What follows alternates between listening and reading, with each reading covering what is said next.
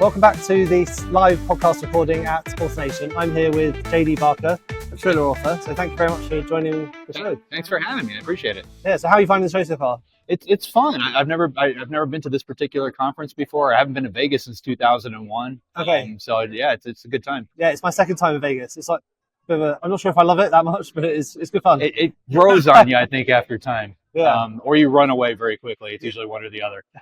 So at the show, you're on lots of panels about thriller writing. So why don't you tell us a bit about your books first, and then tell us about the panels that you're going to be on. Sure. So I'm a thriller author. I kind of bounce back and forth between thriller and horror. If you go to my Wikipedia page, it says that I'm a suspense author with elements of, which is kind of a good way to keep your feet in multiple camps.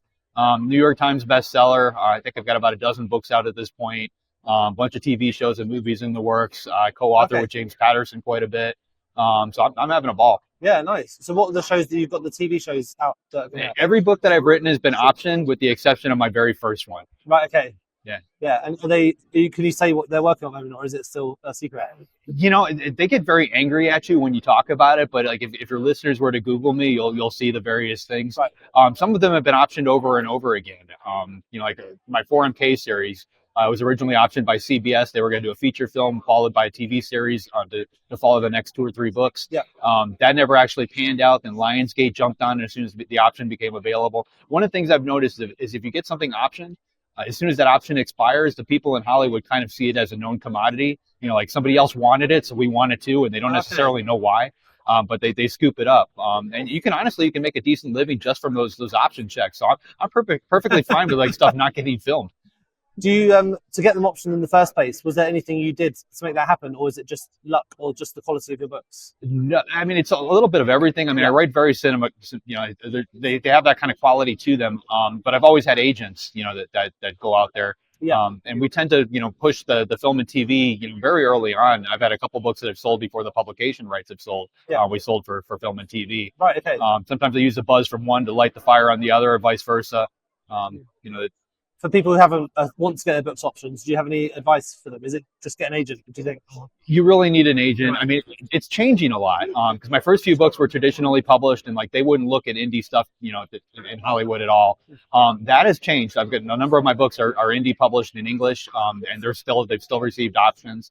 A lot of them will actually go to things like NetGalley and just seek out material that way. What's doing well on NetGalley because it's a book that's going to come out.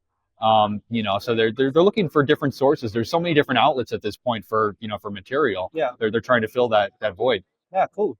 And on your panels, so what are you talking about on your panels? Have you got particular themes that you're going through, or is it just see what happens? I'm all over the place. I talk about bouncing between genres because that's something the traditional publishing industry doesn't want you to do. Like they want you to basically write the same book but different every single time, so that they can put you in a box and label you and they know how to market you. I tend to, bounce all over the place. I wrote a prequel to Dracula, then I wrote a thriller, then I wrote another horror novel. Right now I'm rebooting the Flatliners franchise from the 90s. So I'm all over the place. And I've also, on the publishing side, I indie published the first novel. Then I went traditional for a couple of books. Then I did a hybrid approach where I indie published in English and then sold foreign rights through the traditional publishers. Right. And now I've completely changed that again. I just signed a new deal with Simon Schuster. Where I've created my own imprint distributed by Simon & Schuster. So I can act as an indie author. I have full control over the books that are coming out, but with one of the top 5 as the backbone, which basically allows me to get them in places you can't get as an indie author. Yeah. The airport bookstores, grocery stores, that kind of thing. Amazing. Yeah. Do you find you sell a lot of books in print as well as in ebook? I do. I do a lot of television advertising. Working with James Patterson, he's taught me quite a bit on the marketing side.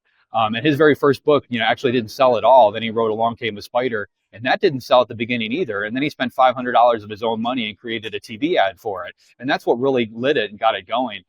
So fast forward in today's world, I do a lot of Hulu ads. And what I like about Hulu is you film a television spot and you can target market. I can say that I want women watching Criminal Minds, and they can put my ad in front of that particular group. Oh, right. Okay. And I find that the television advertising tends to drive print sales.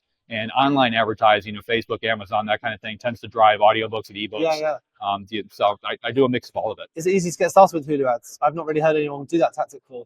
I was part of a beta program, so I don't know if it's still in beta or if it's something anybody can just do at this point. But it works very much like Facebook ads. You create your spot, you upload the data, and then you bid on those ads running. Right. Wow, that's amazing. I have to make a note of that one to research that a bit more.